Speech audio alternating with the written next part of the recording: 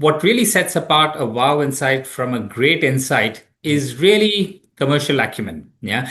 And I say that because a good insight needs to be both operationally feasible and commercially viable. Welcome to MRII's Insights and Innovators podcast, where we talk to top market research professionals to get their inside stories about innovative and enduring best practices. Now, here's your host for today's episode. Hi, everyone. Thanks for joining today's episode of Insights and Innovators. I'm your host, Stan Stanunathan. Today's episode is all about how insights are used to drive business impact. In other words, making sure that insights function finds its mojo and is seen as something that is critical for driving business decision, particularly at the C-suite level, the kind of question that they are grappling with. So to bring that to life, we have a perfect guest, Vijay Raj, who's EVP of Consumer and Market Insights at Unilever. Vijay has spent a long time in the world of insights, both on the agency side and on the client side, and therefore has a very balanced point of view on the discipline. In this episode, Vijay shares his perspectives on how to take the insight function to the next level and is someone who has a solid and credible seat at the table. So, therefore, his point of view would be really interesting and valuable for all of us. So, whether you're on the client side or on the agency side, you will find really good input from him on how to shape your career as well as shaping the role of your agency or the function. Welcome, Vijay. Thanks, Stan. Really great to be here and to share some of my thoughts on, the world of insights. I'm really excited to be here because this is actually the first time I've been on a podcast. So I'm really excited and a bit nervous. So go easy on the difficult questions. No. So let me start off with the difficult one. No, I'm kidding. Great. I'm going to start by asking you a few questions. But before that, before you give me your perspective on the state of the industry and so on, why don't you give the audience a quick intro into your career and your role today? Yeah. So I started my career at a small research agency in India called ORG Marg, and therefore I have a bit of an appreciation for the workings of an agency. But I've been with Unilever since 2000, so that's a little more than 25 years. And in these 25 years, I've done multiple roles. I've done category roles, I've done country roles, I've done global roles, I've done regional roles, done a role in capability development, done roles in specialist roles like media and shopper. I even did a short stint in marketing, so I have an appreciation for the pulls and pressures that a marketer experiences. And I've worked across, India, Indonesia, Singapore, and London. And to be honest, I've been at Unilever for longer than I've been married. And the reason for that is because it's really been a career and not a job. Yeah. And today I head up CMI for Unilever, but I also double hat as the head of CMI for one of the business groups, which is personal care. Awesome. Awesome. So, you had an incredible career so far. Based on all the experiences that you've had, what do we need to do to get the status we deserve, given the importance of consumer centricity in every company? Everybody talks about it, but what do we need to do as a function? Absolutely, Stan. And I think start by reiterating what you just said, which is consumer centricity, customer centricity is really key for any organization. And therefore, the way I look at it is I almost think of a pyramid of insights. Yeah. At the base level of the pyramid, you have really wow insights. You then move from insights to action. So insights leading to action. And then at the top of that pyramid, you've got insights leading to transformative actions. Yeah. And therefore, if we start at the bottom of the pyramid around wow insights, the fact is that the insight functions do a really good job of identifying insights. Mm-hmm. Yeah. Therefore, that is not the issue. However, if you think about it, as insights functions, we tend to be very good at keeping secrets and not letting our insights really be visible. Yeah, and therefore, I think one of the things that we have to do better is not just do market research, but actually we need to be marketing the research. Yeah, and that will really help with the base level of just creating awareness of the insights. and maybe a consideration of the insights. Yeah. Then when you move from the base level to the second level, which is around insight to action, there, we need to move away from being invited to the table to have a discussion to actually having a seat at the table. And it's important because when you have a seat at the table, you can then start to influence the decision making and therefore start to move insights to action. Yeah. And as they say, if you're not on the table, then you're likely to be on the menu. And then when you move from, insights to actions to insights for transformations, that's really where we need to move from having a seat at the table to actually hosting the table. Yeah. And that's important because when you host the table, you can actually answer questions that no one is asking, but really they should be asking. Yeah. And, hosting the table might sound a little bit boring. Think about it as hosting the party. Yeah. And hosting the party has got the other benefit of really allowing you to be the person who facilitates Mm. cross pollination of ideas. Yeah, get interesting connections going, and it is those interesting connections and that cross pollination of ideas that will actually come up with those few transformative actions that will really change the game for the trajectory of a brand, a category, and indeed the company. Love it, Vijay. I particularly love the notion of market research versus marketing the research, and also the whole notion of hosting the party. Because then you dictate the whether the party is fun party or it's a dull and boring party. So I really love those notions. Fantastic.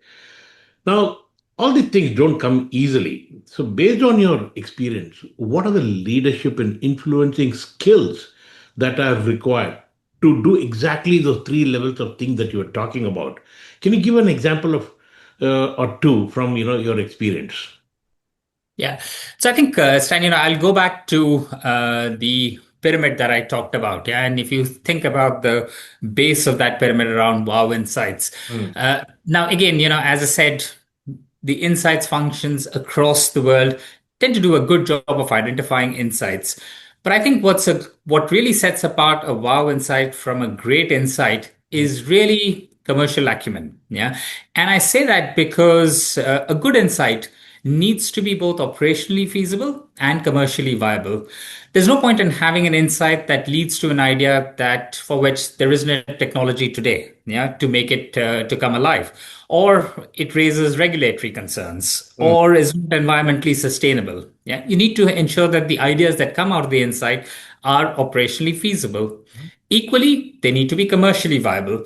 There's mm, no point in chasing an idea where you're going to sell 5 units for which you need to set up a factory or something which is profit dilutive. Of course, it also needs to be in line with the strategy of the company. So the strategy is around premiumization.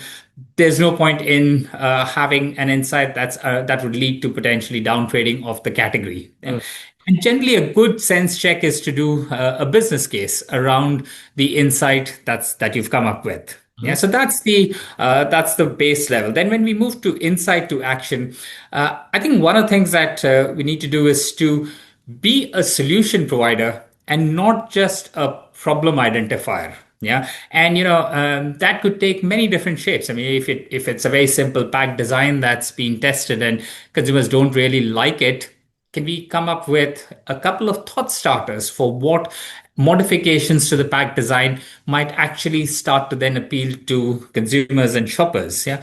It's not to say that insights people need to become graphic designers, no, but it is to say that can we facilitate the start of a conversation. Yeah. mm, Similarly, it could take the shape of just taking inspiration from other brands or other categories on what they've done with a similar kind of a challenge. mhm, And then when we go to the top level of insights for that lead to transformational actions, I think there the most critical thing is around having empathy, and having empathy with the stakeholders.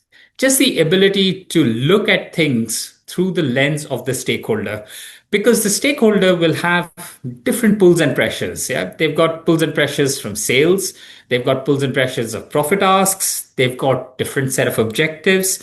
The horizon of the objectives could be different. Some may be a 6 month horizon, some may be a 3 year horizon. Understanding each of those is extremely critical because it then allows you to pitch your insight and your idea at the right level in order to be able to help to drive that transformation that we're seeking. Great. Thank you. Thanks. That's very clear in my mind. Now, sitting where you are, you earned your stripes and you've gotten to where you are. But what advice would you give to members of your team, who some of them might be starting their career, some of them might be in the middle stage of their career? What kind of advice would you give them to accelerate the journey so that they can be the best that they are capable of? Well, that's a very big question, Stan, and I'd probably say five different things. Yeah, so do bear with me. The first thing I would say is embrace contradictions. Yeah, and not just embrace contradictions, but dig deeper to resolve those contradictions. Yeah. So I think it was F. Scott Fitzgerald who said something along the lines of, genius is the ability to hold contrarian thoughts. And I'm, of course, paraphrasing what he said, but I would modify that to say that a genius insight professional really should have the ability to hold contrarian thoughts and resolve them. And I say that because in the world of research, there will always be seemingly different results from different sources, and you have to resolve them. Yeah. For instance, if you think about the whole say-do gap, Mm, that's true across most research. Probably, gets heightened in areas like sustainability. mm, Yeah. Everybody will say that having sustainable behavior is great for the planet. We care about the planet. And yet, do we buy plastic free solutions? Yeah. And why not? Because there are other things that are important. And, anecdotally, I was in Bali a couple of weeks ago on holiday, and I asked the cab driver saying, now I don't see a lot of plastic on the beaches in Bali. Have people stopped using plastic? And he said, yes, they have because the government has banned it. And if the government had not banned it, nobody would have stopped using plastic. Yeah. Another example, a question that we get asked these days is, are influencers good at changing behavior? Well, again, you'll get contradictory responses. So, on the one hand, you have this whole social media wellness trend of, ice water bath, which is being peddled by a number of influencers, which have led to a sudden spate of increase of, kidney stones in otherwise perfectly healthy individuals. So you would say, yes, influencers work. And look, here is an example of, influencers at work. mm, But then you step back and say, look at what happened in the US elections, where every single celebrity influencer supported Kamala Harris, and yet she didn't win. And therefore, you would say it does not work. But actually, you need to take a more nuanced view to say, which category are we talking about? Which influencer? What is the message? And then you come to a resolution as to is it likely to work or not likely to work? mm, And the corollary to that I would always say is do not rely on a single source of information. Always try to find a validation or a point which will support that data source. So that's the first thing that I would say, which is embrace contradictions and dig deeper to resolve. mm, The second thing that I would say is look at alternative sources of insights. Yeah. So for instance, if I give you two examples, pop culture, particularly movies, I do believe is a mirror to society and a window into the future. Yeah. So last weekend I saw two Hindi movies, one called Do or Do Pyar and the other was called Santosh. And, the first one really was all about extramarital affairs. And you say extramarital affairs in India, really? And you see that that's a window into the future and where a part of the society is already there and other parts will get to. On the other hand, the other movie was all about really the struggles of a lower middle class woman and how she has to struggle just to get by. And that's a mirror to current society. Yeah, so you can get both a mirror to current society and a window into the future just by observing what's happening in pop culture. Similarly, people struggle to articulate what they need. But if you just look at their Google search history, it gives a very good indication of exactly what they really need. So that's the second thing, look at alternative sources for insights. mm, The third that I would say is look at the fringes to see what the future could look like. Yeah. And you think about it, breakdancing, it was at the fringes 3 decades ago. Now it is an Olympic sport. Yeah. Similarly, if you could think about, instead of doing research with consumers, could we look at research with influencers? with script writers, yeah, with fashion designers, you then start to get a very different perspective on some stimulus that you expose, Mm. but also potentially what's happening around in society and what could happen in the near future. Mm. So that's the third thing around look at the fringes to see what the future could look like. The fourth that I would probably say is look, don't worry about winning the short term popularity contest. Yeah. Instead, aim to win the long term respect contest. So, not the short term popularity contest, but the long term respect contest. And the reason I say that is because sometimes I get told why is it that you're always bringing bad news? And my response is that good news travels on a horseback, but bad news needs an insights person to transport it. And I remember it was 10, 12, maybe 13 years ago. The world was talking about social media followers and why brands should be chasing social media followers. And I remember standing up and saying it doesn't work. Yeah, it doesn't lead to a business outcome. And I still have scars on my back from the criticism and the pushback that I got. But you have to stand your ground and say no. It is what's working and what's not working, and it got played out to be correct over the following years, and therefore I earned the respect over a long period of time. While in the moment, I was certainly not popular. Yeah, so that's the fourth thing that I would say, which is think about the long term respect contest and don't worry about losing the short term popularity contest. Mm. And the fifth thing that I would say, which is probably a little more behavioral, which is, display empathy with stakeholders and not sympathy for. And, without getting into the psychology of it too much, very simple things like the language that we use. So, we lost share as opposed to you lost share, or, the innovation we created sucks as opposed to your innovation sucks. Yeah. And it just helps to create a sense of bonding with the person and therefore to influence much better to ultimately land insights to action and then to get to some of those transformative actions. So those are the five things that I would say. Brilliant. Thank you so much. Now, a slightly tricky one. So, just go back to the day you started your career. What advice, given the benefit of all the knowledge and experience that you have today, what advice would you give to uh, the Vijay 25 years ago? That's an interesting one, Stan. I wish I had some of the maturity back then, but looking back on the 29 years that I've been in Insights, Mm. uh, I'd probably say three things. Yeah, the first I would say is have the curiosity to go behind the obvious, and this is all about just unpeeling the onion to get to the true insight. But I think that's heightened in today's world, yeah, and that's heightened because you have to go beyond things like factoids, which is generally a piece of information which is presented as though it is a fact, but it is not verified. Mm. And there are good examples of that. You'd probably remember the whole thing about the Microsoft report that stated that humans have an attention span of 8 seconds, that is less than that of a goldfish. And that is very often quoted as the basis for a lot of marketing interventions. But the fact is that that report was indeed published by Microsoft Canada. But the report actually quoted another study from Statistic Brain, and that actually quoted another study. And I was one of those who followed the trail, and you end up with a 404 error. Yeah, so effectively, there is no scientific basis for the statement that the human attention span has declined and is now only 8 seconds. And yet it has become a part of marketing folklore. Yeah. So a good insight person would really dig into things to really go beyond the obvious and to unpeel the onion. So be curious to go beyond the obvious is the first thing I would say. Mm. Second thing I would say is be aware of your biases. Mm. Yeah. Because, your viewpoint determines your point of view. Yeah. And the fact is that we are here to represent the views of people across the spectrum. Yeah.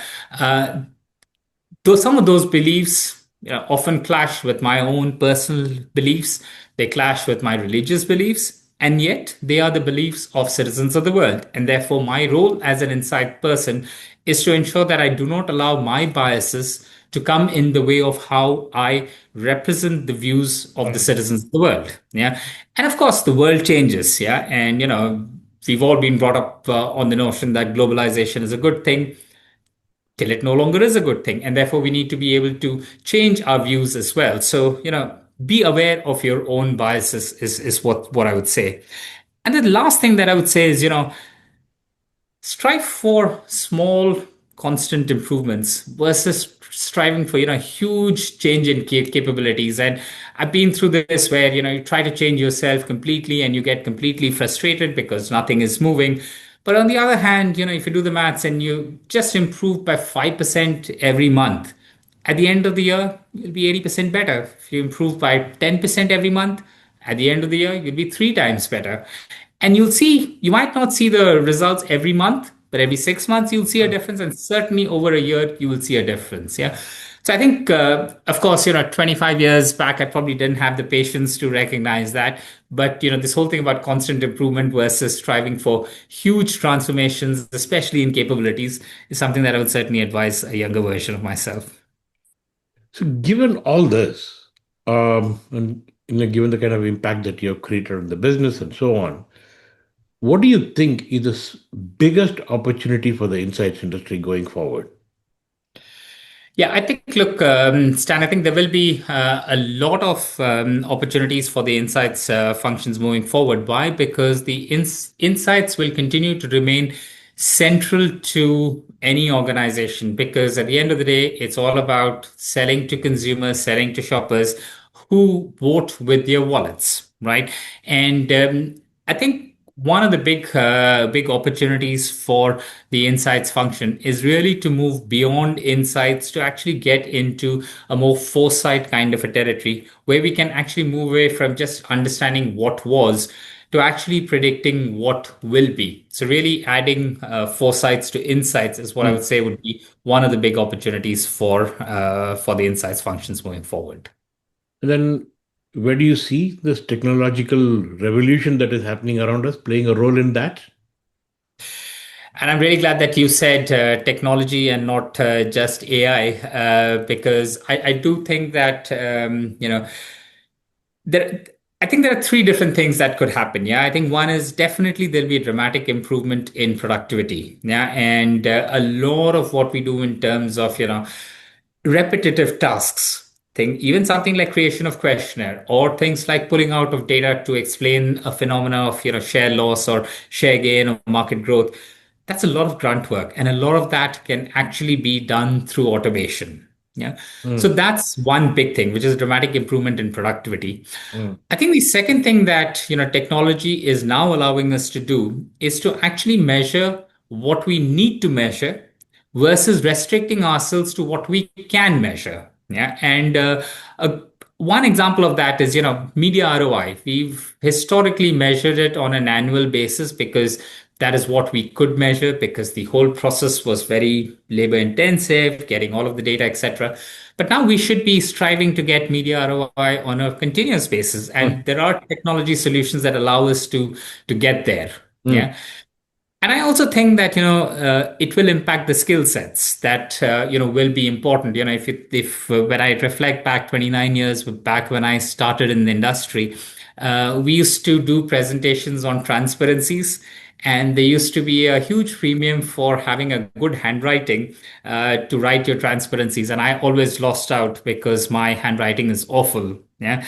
And you'd remember we used to have a typist pool, and being friends with them was very important so that your proposal could go out on time. Uh, and those are things that are not relevant anymore. Hmm. Yeah.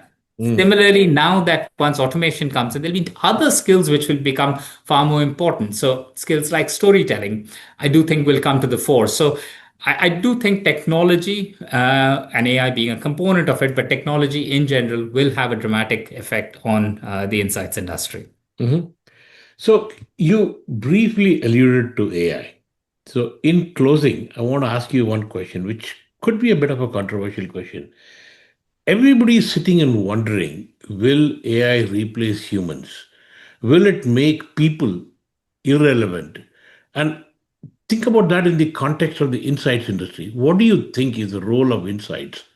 And how will it impact people? And more importantly, what do we need to do to make sure that we stay relevant in a world where AI is going to become more and more important? Okay, so Lots there of are questions in that. Lots of questions within that. yeah, at least two different questions. One is, Yeah. will AI take away your jobs? Second, how should insights evolve within that? Yeah. Uh, and maybe there's a third question there, which is, what are potentially some of the challenges that the whole AI industry poses to Yeah. us? Yeah. Yeah. So if I start with the third one, maybe in terms of what are some of the challenges that AI and more broadly the technology revolution poses to us, I think firstly we should be very aware of and be very wary of the shiny toy syndrome. Yeah, because it's just because something can be done does not mean that it should be done, and activity is not progress. So let's be very wary of the shiny toy syndrome. Yeah. Mm. The second thing that we should be very wary about is measuring progress against current yardsticks. Mm.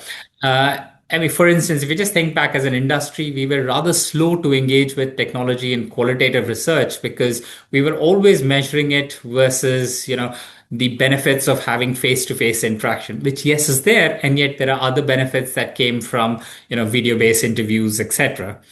A good example, though, on the other hand, is the way the industry has indeed engaged with social listening, which is different. You can argue it's imperfect. I could argue it's just different to conventional ways of doing research. And this becomes important because as we get into things like synthetic data and synthetic personas, let's not try to validate it versus current tools, but try to validate it versus what happens in market. Yeah, because it is going to be genuinely different. And I think the third thing that it's going to do is that it's going to force us to change our framework so that they become far more dynamic. Yeah. So today, a lot of our frameworks tend to be a very good description of the current state. Think about consumer journeys or demand spaces. But those need to become far more predictive. Yeah. And, for instance, if you take about consumer journeys, the fact is that, today you've got e-commerce, tomorrow it could be something different. Think about quick commerce in India, how it has completely transformed the consumer journeys. Yeah.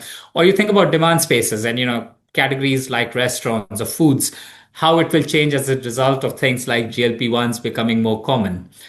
And that poses a challenge to any framework that is very static. Mm. But if we focus on what is the underlying diagnostics, then we can start to make these tools far more predictive of what future behaviors might look like. Yeah. Mhm.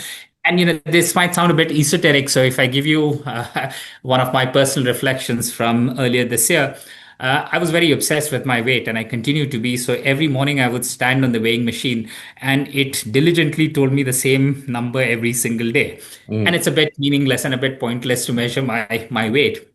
And I realized that what I should have been measuring is my sleep as a proxy for stress, should be measuring my diet as a proxy for calorie intake and my exercise regime. And if I change those three, the weight would automatically follow. Yeah. Mm. So how do we understand the underlying behaviors to make our frameworks far more predictable? Yeah. Mhm. So then to come to your second question about will AI take away our jobs? So look, I firstly define AI as being augmented intelligence, which is, human intelligence augmented by artificial intelligence. Yeah. And therefore, my own personal belief, and this is a personal belief of mine, is that AI will not take away our jobs. But if we do not work with AI, then somebody else working with AI will take away our jobs. Mm. Yeah. So AI by itself will not, but if we don't engage with AI, somebody else working with AI will take away our jobs. Yeah. Mm. And I think the fact is that, while AI can do a lot of things, it's equally true that it cannot do a lot of things. Yeah. So for instance, the whole thing about finding new patterns or creating new ones. Yeah. That unlikely to come out of an AI. Something like empathy with people, be that with citizens of the world or with stakeholders, it's not going to come from an AI. Yeah. And the thing that's, I do think that there will be a role for an insights professional, but that would be more around understanding people as people in the cultural context in which they live. And too often we just reduce people to, you're a consumer because you're cooking, you're a shopper because you're at a Walmart, you're playing a game and therefore you're a gamer, or you're creating content and therefore you're an influencer. But at the end of the day, it is the same human being. Yeah. And as we start to understand people and we start to understand the cultural context, that is when we will unpeel, the best and the most robust insights. Mm. So therefore, to therefore answer your last question, which was around what will insights functions need to do in the future. Again, I go back to the fact that insights will, in my view, continue to remain central in organizations. Yeah. But the insights function itself will, in my view, evolve. And there are three dimensions along which that evolution will happen. The first is, a bifurcation that will result in silos breaking down and roles merging. So if you think about it, today we have the classic what and why. Tomorrow, there'll be some things where there'll be a what and why, and there'll be other things where there'll be only a what. So for instance, if you think about media and you've got, 1,000 pieces of content going out, you find out that 800 are working, you continue to put money behind those 800. Why they're working, is that relevant? Probably not. Now, this is one where, you will have far greater integration of tools between ad creation, media deployment, and CMI, and those silos will start to break down and roles will start to merge. Yeah. Then on the other hand, you will have a second phenomena, which is, if you think about it, over the last 20 years, we have democratized information. Yeah. But now with technology, especially things like enterprise versions of ChatGPT or, Google Deep Research, we will see the democratization of insights. Yeah. And I think that is very exciting because I see a redefinition of the role of the insights function, which is currently it is a gatekeeper of insights, but it will evolve as insights gets democratized. The role will evolve from being a gatekeeper of insights to being a gateway of insightfulness.